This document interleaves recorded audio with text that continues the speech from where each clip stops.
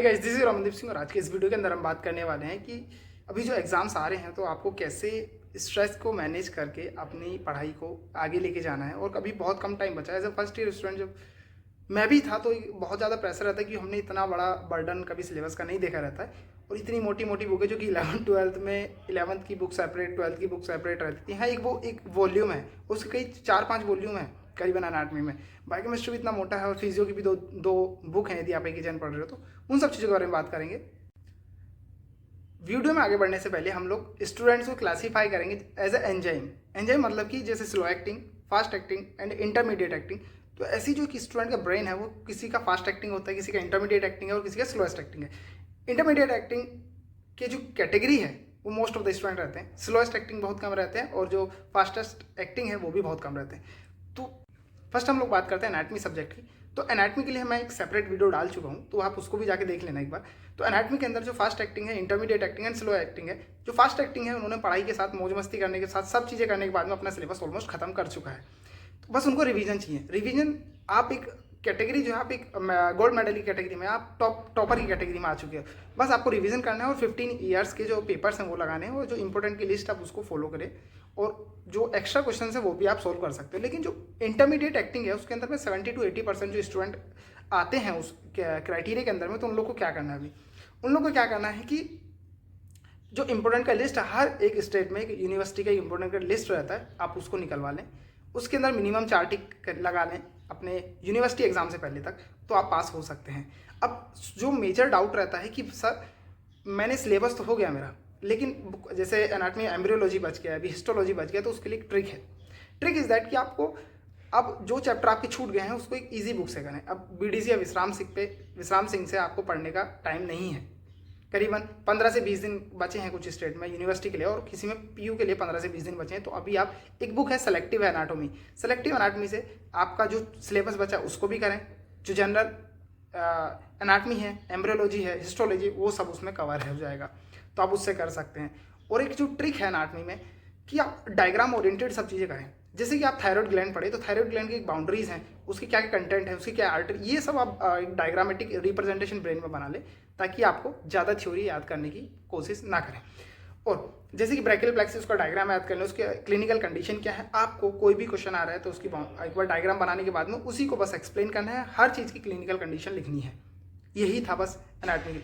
और जो slowest acting बचे हैं अब इस कैटेगरी में, जो स्लोएस्ट एक्टिंग है वो केवल और केवल सेलेक्टिव एनाटॉमी पकड़ लें चुपचाप और उसी को बस पढ़ लें। बेस्ट बुक है भाई। कुछ लोग के लिए वो कि ईजी बुक है, इसे पास नहीं, बहुत अच्छी बुक है, लेकिन सब टॉपिक उससे नहीं पढ़ने। कुछ कुछ जो ईजी टॉपिक है वो आप विश्राम सिंह या बीडीसी से कर लेना, लेकिन आप सेलेक्टिव एनाटॉमी से पास हो सकते हैं। Selective anatomy is the best. Embryology, histology, neural anatomy, general anatomy सब उसके अंदर कवर है। 2 ही वॉल्यूम है और इतना महंगी भी बुक नहीं है कि आप नहीं खरीद सकते और लाइब्रेरी से आप इशू करवा सकते हो और बेस्ट बुक है। नेक्स्ट हम लोग बात कर लेते हैं फिजियोलॉजी की। तो फिजियोलॉजी इज अ बेसिकली एक डायग्रामेटिक सब्जेक्ट नहीं माना जाता क्योंकि उसमें थ्योरी बहुत ज़्यादा है, तो उसको एक पढ़ने का तरीका है। आप जैसे कोई ब्लड यूनिट की है तो ब्लड यूनिट में कुछ कुछ डिजीजेस होंगी, कुछ कुछ उसकी क्लिनिकल डेटा होगा, तो वो सब चीज़ आप पढ़ो। और क्या है कि जैसे आप 10 पेज पढ़े आज, तो 10 पेज ऐसे कि आप पेज एक पलट दिए, उसको आप दोबारा देखें नहीं। सब लोग यही करते हैं, इवन मैं भी यही करता था।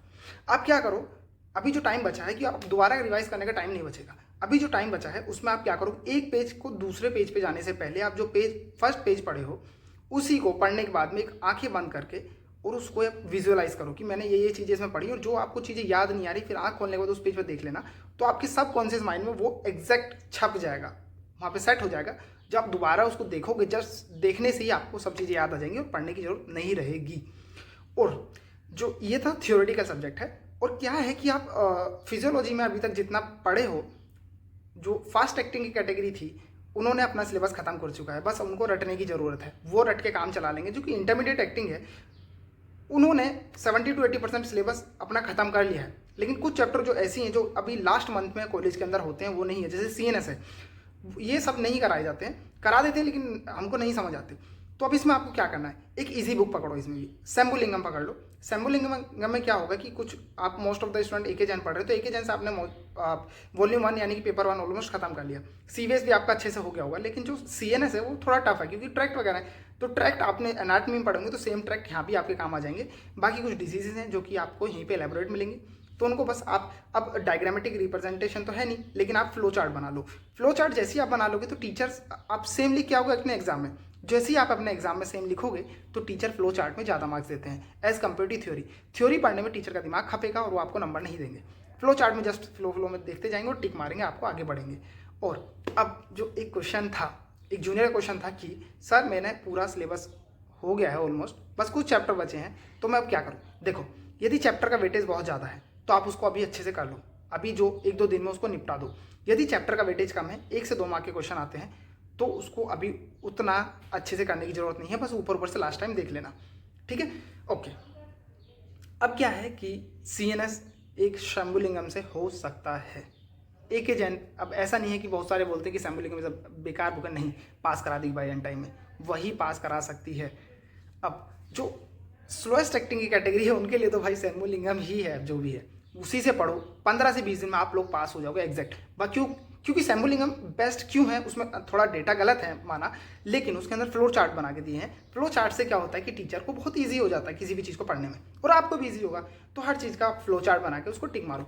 और जो एमसीक्यूज आ रहे हैं फर्स्ट ईयर में, तो वो भी शंभुलिंगम से हो जाते हो। एक ही जैन में जो फर्स्ट मार्क के क्वेश्चन होंगे या फिर 2 मार्कर क्वेश्चन होंगे, वो कहाँ से आएंगे, जो भी हाईलाइटेड ब्लैक कलर में पॉइंटेड दिए होंगे एकदम बोल्ड में, जैसे कोई डिजीज़ है, हर्सपुंग डिजीज़ दी है, या फिर बिलियरी कोलिक दी है, जो भी डिजीज़ दी है, जैसे हाइपरटेंशन, ये क्लिनिकल कंडीशन, ये सब दी हैं, तो यहीं से क्वेश्चन बनेगा कि हाइपरटेंशन है, इसमें ब्लड प्रेशर क्या रहेगा, हाइपरटेंशन में क्या होगा, नॉर्मल ब्लड प्रेशर क्या होगा, पल्स प्रेशर क्या होगा, इन सब के कुछ फॉर्मूले हैं, तो वो सब आप देख लेना। बीपी क्या होगा, ये सब ही आपके IR काम आने वाले हैं। और स्लोएस्ट एक्टिंग के तो बता चुका हूँ।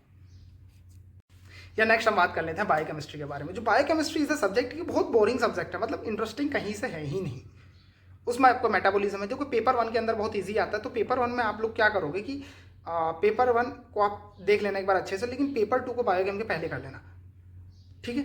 अब पेपर 1 जैसे आपने कंप्लीट कर लिया, तो पेपर 1 में आप हायर स्कोरिंग है, तो आप वहाँ पे 60 to 70 मार्क्स लेके आओ करीबन, ताकि आप पेपर 2 यदि खराब भी जा रहा है मेटाबॉलिज्म की वजह से, या कोई क्लिनिकल कंडीशन आ गई है उसमें, तो उसकी वजह से यदि खराब भी जा रहा है तो आप यहाँ पे कवर कर सकते हो, वहाँ पे आपको टेंशन नहीं रहेगी। तो 40 मार्क्स यदि वहाँ पे भी आए तो 70 और 40 110 होते हैं, तो आप पास हो गए। 100 मार्क्स आपको 200 में से चाहिए। हर स्टेट का देखो अलग अलग रहता है, लेकिन अपने छत्तीसगढ़ में जो है 100 मार्क्स के 2 पेपर आएंगे, 100 मार्क्स का आपका प्रैक्टिकल होगा, तो 300 में से आपको 150 मार्क्स चाहिए ही चाहिए। ओके, तो बायोकेमिस्ट्री में एक बुक है पंकजा नायका। पंकजा नायका आप लाइब्रेरी से इशू करा सकते हो, इंटरनेट पर पीडीएफ्स भी अवेलेबल हैं, तो वहाँ से आप ले सकते हो और उसी से आप पास हो जाओगे। मेटाबॉलिज्म अच्छे से कर लेना, इंपॉर्टेंट की लिस्ट में जितना दिया वो सब कर लेना, और पहले छोटे छोटे चैप्टर जितने दिए हैं एंड में वो सब कर लेना। एसिड बेस बैलेंस है, कार्सिनोजेनिक है और एंटीऑक्सीडेंट है, वाइटामिन एक लॉ क्वेश्चन आता है, और आपका आयरन मेटाबॉलिज्म है, इनसे लॉ क्वेश्चन आता है, और विटामिन डी लॉन्ग क्वेश्चन में आता है, ये सब आप कर लेना। और कार्बोहाइड्रेट मेटाबॉलिज्म, ये सब आपको करना ही है। और Pankaja Nykaa is the best book, और फर्स्ट एडिशन लेना, उसी से आपका सब हो जाएगा। तो यही था इस वीडियो के लिए। और ये क्या है, स्लो इंटरमीडिएट, ये सब इसके अंदर में ना सब अटके रहते हैं, कोई इसके अंदर में फास्ट एक्टिंग नहीं रहता, तो इसलिए कोई कैटेगरी नहीं थी। जो स्लोएस्ट एक्टिंग है भाई अभी भी पंकजा नायका ही पकड़ लेना, और इंटरमीडिएट वाले भी पकड़ लेना। जो फास्ट एक्टिंग हो तो अपने सत्यनारायण या फिर वासुदेवन से कर चुके होंगे। तो इंटरमीडिएट और स्लोएस्ट एक्टिंग के लिए था, आप वो बुक फॉलो करो, आप डेफिनेटली पास हो जाओगे, दैट्स गारंटेड। तो यही था यार इस वीडियो के लिए। मिलते हैं अगली वीडियो के साथ। See have a good day, bye bye. और कोई भी यार सजेशन है तो आप प्लीज़ कमेंट में बताएं, नेक्स्ट वीडियो उसी पे हम लोग बनाएंगे।